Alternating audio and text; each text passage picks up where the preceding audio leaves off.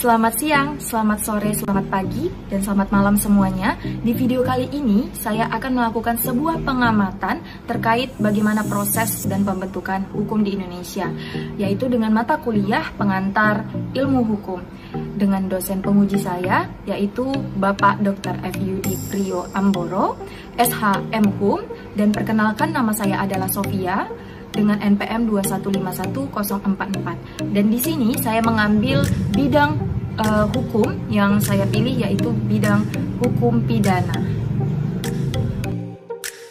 Pembahasan yang pertama yaitu tentang apa definisi hukum.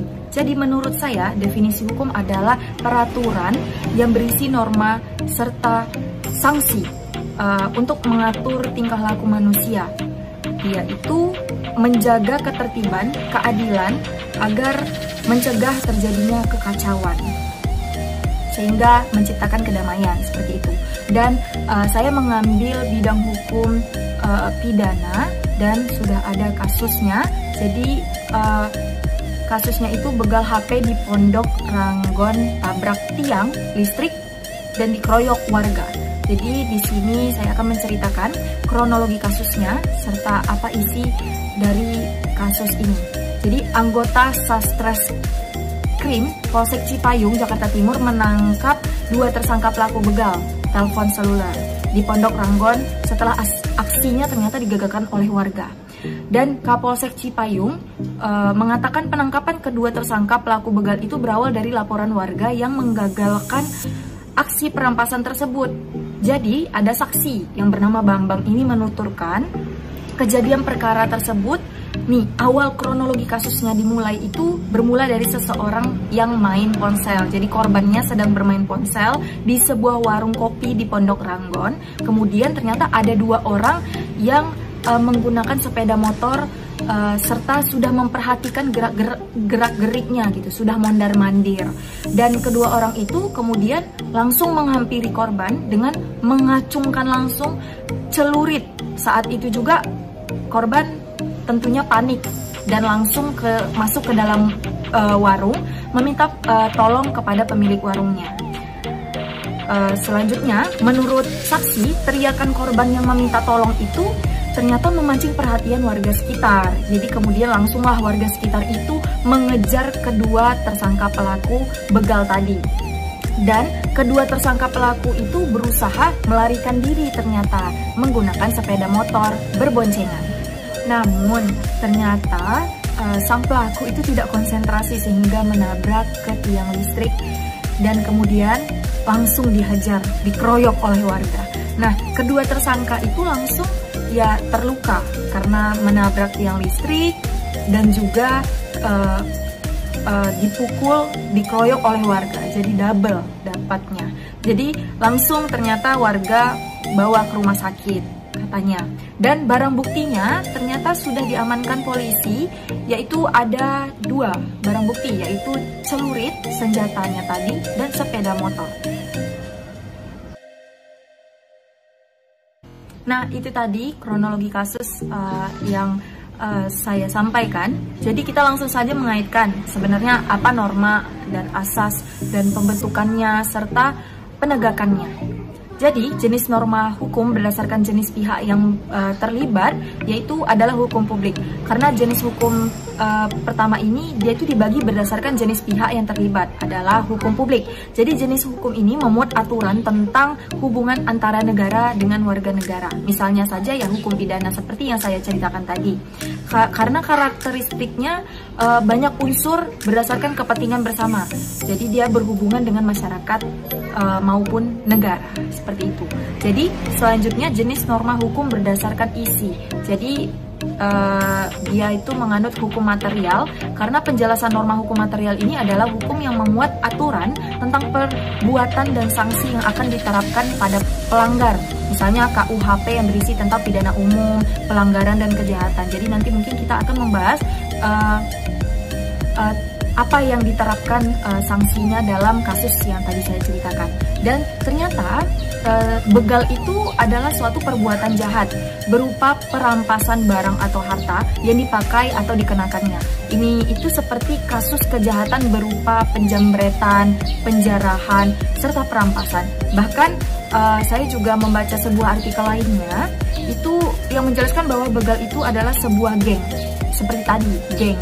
Dia itu lebih dari satu orang, terdiri dari beberapa orang. Jadi dia melakukan tindak kejahatan berupa perampasan harta benda serta penjarahan perhiasan yang dikenakan oleh korban, seperti tadi ponsel si korbannya. Jadi jenis hukuman ini merupakan faktor yang mempengaruhi materi isi dari suatu aturan untuk membentuk pembentukan hukum yang mendidik dan sesuai dengan masyarakat. Jadi untuk membantu pembentukan hukumnya seperti itu. Jadi semuanya itu berkaitan.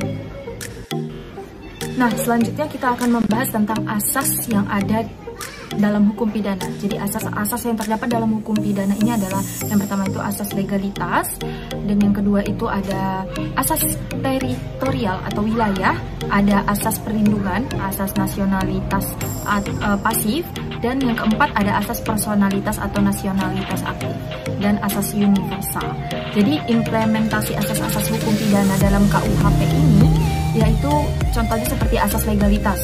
Ya, jadi asas legalitas ini termasuk asas yang boleh dikatakan sebagai tiang penggangga hukum pidana. Jadi asas ini tersirat di dalam pasal 1 KUHP yang dirumuskan, yaitu pertama, tiada suatu perbuatan dapat dipidana kecuali atas kekuatan aturan pidana dalam peraturan perundang-undangannya yang telah ada dalam sebelum perbuatan itu dilakukan. Dan yang kedua, jika sebuah perbuatan dilakukan ada perubahan dalam undang-undangan, dipakai aturan yang paling ringan bagi terdakwa. Jadi intinya itu seperti asas legalitas ini tampak bahwa terhadap perbuatan yang diancamkan dengan pidana itu diberlakukan adalah hukum atau undang-undang yang sudah ada pada saat itu. Tidak boleh dipakai undang-undang yang akan dibuat sesudah perbuatan itu terjadi. Oleh karena itu, di sini berlaku asas lex temporis delicti yang artinya adalah undang-undang pada saat delik atau kejahatan itu terjadi. Itulah asas yang dipakai di Indonesia berhubungan dengan adanya pasal 1 ayat 1 KUHP tersebut. Pembahasan selanjutnya tentang pembentukan hukum tindak pidana di Indonesia. Jadi penjelasannya itu adalah pencurian biasa diatur di pasal 362 Kitab Undang-Undang Hukum Pidana, pencurian dengan pemberatan pasal 363 KUHP, dan perampokan di pasal 365 KUHP. Jadi perampokan itu merupakan istilah pidana untuk pencurian yang disertai dengan kekerasan atau ancaman kekerasan, seperti contoh kasus yang sudah saya ceritakan tadi. Si kelompok begalnya tadi mengeluarkan celurit kepada korban. Jadi dia itu ada semacam ancaman kekerasan. Jadi itulah perampokannya. Jadi maksud kekerasan di sini adalah kekerasan terhadap manusia korbannya, terhadap pihak ketiganya, gitu. Jadi artinya ada orang lain yang menyaksikan aksi si pelaku dan bahkan melakukan pengancaman. Jadi biasanya pencurian itu dibagi lagi sebenarnya klasifikasinya. Jadi berbeda antara pencurian dan perampokan. Jadi kalau pencurian itu dibagi dua klasifikasinya, yaitu pencurian non ringan dan pencurian ringan. Sementara itu untuk kasus pasal tindak pidana perampokan tidak dipersyaratkan korban harus terluka akibat kekerasan. Tapi ancaman kekerasannya itu dengan senjata tajam sudah termasuk kategori kekerasan. Jadi bila mana yang dibawa korban itu ditarik secara paksa, seperti HP tadi, itu aksi tarik-menarik antara pelaku dan korban, maka itu pun termasuk perampokan sebenarnya. Jadi karena adanya beradu tenaga di dalamnya. Dan berbeda dengan pencurian. Kalau pencurian itu bersifat tidak vulgar. Contohnya itu dia tidak terlalu melibatkan aksi daya tenaga. Tetapi kalau untuk contohnya itu seperti seseorang pencopet lah. Nah, di mana ia mengambil barang milik orang lain. Itu kan melekat di tubuh orang lain. Jadi tidak ada melibatkan aksi daya tenaga. Dan selanjutnya itu masuk ke perampokan. Jadi sementara perampokan ini pun sebenarnya dibagi beberapa kelas atau variasi. Contohnya itu perampokan dengan pemberatan, misalnya dilakukan oleh pelaku yang melibatkan lebih dari satu pelaku maupun jika korban sampai meninggal. Seperti contoh kasus tadi itu korbannya tidak sampai meninggal ya teman-teman, karena terpergoi oleh warga. Jadi pembentukannya itu kasus yang tadi saya ceritakan itu adalah masuk ke dalam pasal 365 KUHP, Kitab Undang-Undang Hukum Pidana, yaitu isinya adalah pasal 365 KUHP itu pertama diancam dengan pidana penjara paling lama 9 tahun. Pencurian yang didahului atau disertai diikuti dengan kekerasan atau ancaman kekerasan terhadap orang yang dimaksud untuk mempersiapkan atau mempermudah pencurian atau dalam hal tertangkap tangan untuk memungkinkan melarikan diri sendiri atau peserta lainnya atau tetap menguasai barang yang dicuri. Dan yang kedua itu diancam dengan pidana penjara paling lama 12 tahun. Yang pertama, jika perbuatannya itu dilakukan pada waktu malam dalam sebuah rumah atau perkarangan tertutup yang ada rumahnya, serta yang kedua itu jika perbuatan dilakukan oleh 2 orang atau lebih dengan bersekutu, dan yang ketiga itu jika masuk ke tempat melakukan kejahatan dengan merusak atau memanjat atau dengan memakai anak kunci palsu, perintah palsu atau pakaian jabatan palsu, dan yang keempat itu jika perbuatan mengakibatkan luka-luka berat, dan selanjutnya jika perbuatan mengakibatkan kematian dia akan diancam pidana paling lama 15 tahun, dan yang keempat diancam dengan pidana mati, pidana penjara seumur hidup atau selama waktu tertentu paling lama 20 tahun jika perbuatan mengakibatkan luka berat atau kematian dilakukan oleh 2 orang begal tadi, disertai pula oleh salah satu hal yang diterangkan dalam No. 1 dan 3. Seperti itu. Nah, itu tadi penjelasan pengamatan saya terkait bidang hukum yang saya amati, yaitu saya pilih bidang hukum tindak pidana. Apabila ada terdapat kesalahan penyampaian, mohon maaf atas kesalahan yang telah saya lakukan. Saya pamit undur diri. Terima kasih.